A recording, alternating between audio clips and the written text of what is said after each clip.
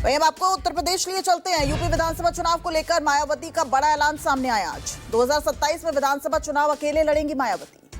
BSP किसी भी दल से गठबंधन नहीं करेगी। मायावती ने आज ये कहा है, हमारी पार्टी का गठबंधन से नुकसान हुआ है। समाजवादी सरकार में गुंडे माफियाओं का राज था। समाजवादी पार्टी पर भी वो निशाना साधना नहीं भूली। मानस श्रीवास्तव हमारे साथ जुड़ गए हैं।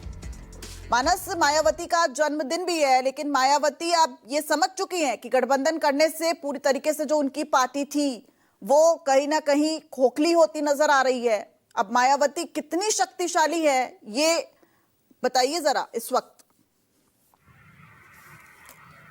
देखिए, आज अपने जन्मदिन पर एक तरीके से मायावती ने अपनी चुनावी रणनीति का खुलासा कर दिया, क्योंकि जब अगले साल वो अपना जन्मदिन मना रही होंगी उस वक्त उत्तर प्रदेश में शायद चुनाव की तारीखों का ऐलान हो चुका हो। इसलिए ये साल उनके लिए बेहद महत्वपूर्ण है। तो आज उन्होंने अपनी चुनावी रणनीति का खुलासा किया और एक तरीके से अपने समर्थकों, अपने कार्यकर्ताओं को संदेश भी देने की कोशिश की। बहुत महत्वपूर्ण बातें उन्होंने कही। उन्होंने समाजवादी पार्टी और बीजेपी दोनों पर निशाना साधा। ये कहा कि ब्राह्मणों को सम्मान किसने दिया। 2007 की सरकार का इतिहास उठा के देखिए कि ब्राह्मणों को कितना बड़ा सम्मान दिया, संगठन से लेकर सरकार तक में। उन्होंने ये भी कहा कि किसी के लिट्टी चोखा भोज से, यानी अखिलेश यादव ने जो आयोजन किया था उससे ब्राह्मण फंसने वाला नहीं, और ना ही बीजेपी के जो प्रदेश अध्यक्ष पंकज चौधरी का नाम लिए बगैर कहा कि ब्राह्मण विधायक किसी की चेतावनी से भी डरने वाले नहीं है। ये सभी दलों के ब्राह्मण थे जो एक साथ जमा हुए थे और ये सब आएंगे बहुजन समाज पार्टी के साथ। और दूसरी उन्होंने बहुत अहम बात कही। उन्होंने कहा कि जो दलित की बात की जा रही है, पीडीए का जो फॉर्मूला बताया जा रहा है सपा की तरफ से, तो गेस्ट हाउस कांड को कोई भूला नहीं है, क्योंकि मैं खुद दलितों की सबसे बड़ी नेता हूं और मेरे साथ किस तरह का अत्याचार उत्पीड़न किया गया। तो सोचिए कि जो दलित बिरादरी के लोग, उनके साथ क्या होता होगा। तो इस बार पीडीए का कोई फॉर्मूला चलेगा नहीं, कोई झांसे में आएगा नहीं। दलित बेस वोट बैंक है और वो बहुजन समाज पार्टी के साथ रहेगा। अब इसको समझने वाली बात यह कि घूम फिर करके मायावती एक बार फिर से अपने सोशल इंजीनियरिंग के फॉर्मूले पर काम करती हुई नजर आ रही हैं, जहां पर ब्राह्मणों को वो तरजीह दे रही हैं और साथ में उनको ये पता है कि दलित वोट बैंक तो उनके साथ है ही।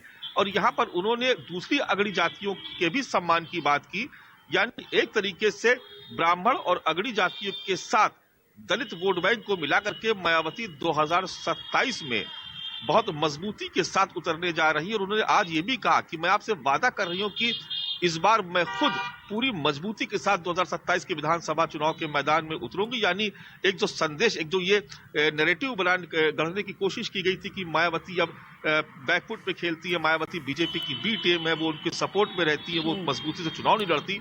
तो इस तमाम तरीके के भ्रम को उन्होंने दूर करने की कोशिश की। तो आज की मायावती की प्रेस कॉन्फ्रेंस को उनकी चुनावी रणनीति से जोड़कर देखा जाना चाहिए, जहां पर वो ये बताने की कोशिश कर रही हैं कि वो अपने सर्वजन हिताय के फॉर्मूले पर एक बार फिर से काम करेंगी और आने वाले वक्त में न केवल वो अपनी पार्टी से अगड़ी जाति और खासतौर से ब्राह्मण समाज को जोड़ेंगी, बल्कि जो दलित बिरादरी का जो वोट बैंक है, जो उसको वो कह रही कि मेरा बेस वोट बैंक है, जो आज भी मजबूती से जुड़ा हुआ है, वो साथ में ही रहेगा। यानी दलित और ब्राह्मण के गठजोड़ के साथ कुछ हिस्सा मुस्लिम वोट बैंक का अगर आता है तो मायावती की राह बेहद आसान हो जाएगी। वो अपनी खोई हुई जमीन वापस ला सकती हैं। इस बात के उन्होंने आज संकेत दिए। अब इसी से और मानस, कहीं ना कहीं ये क्या पहली मर्तबा है जब मायावती न सिर्फ चुनावी रणनीति बल्कि अपनी कमजोरियों को भी बताने में पीछे नहीं हटी। उन्होंने ये भी बताया कि गठजोड़ से हमें नुकसान हुआ। कहीं ना कहीं अपनी कमजोरियों को भी वो समझ रही हैं।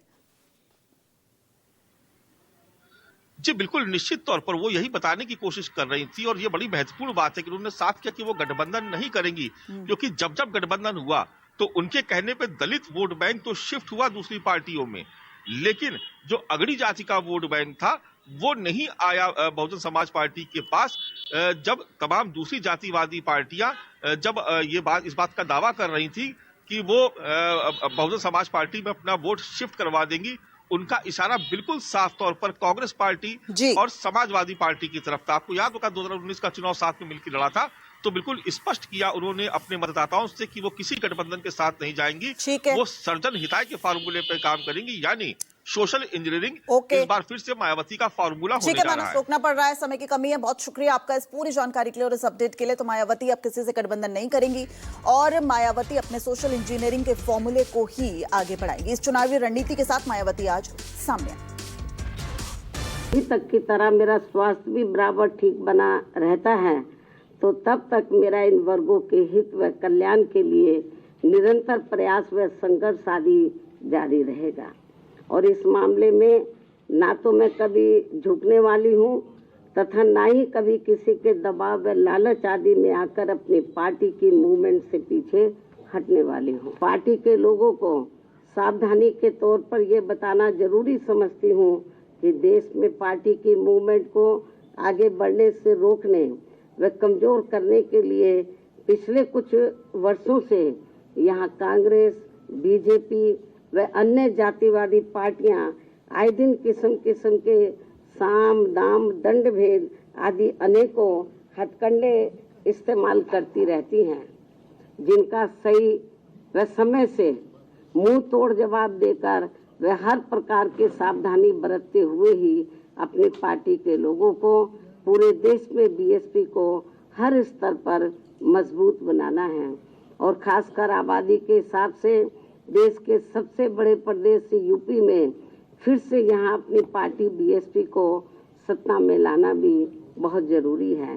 वह मुझे अपना एकमात्र उत्तराधिकारी बनाकर इस पार्टी की संपूर्ण जिम्मेवारी भी मेरे कंधों पर सौंप दी है, जिसे मैं अपने जीते जी किसी भी कीमत पर पीछे नहीं जाने दूंगी, बशर्ते ईवीएम हमारी मुश्किलें और ज्यादा ना बढ़ाता रहे।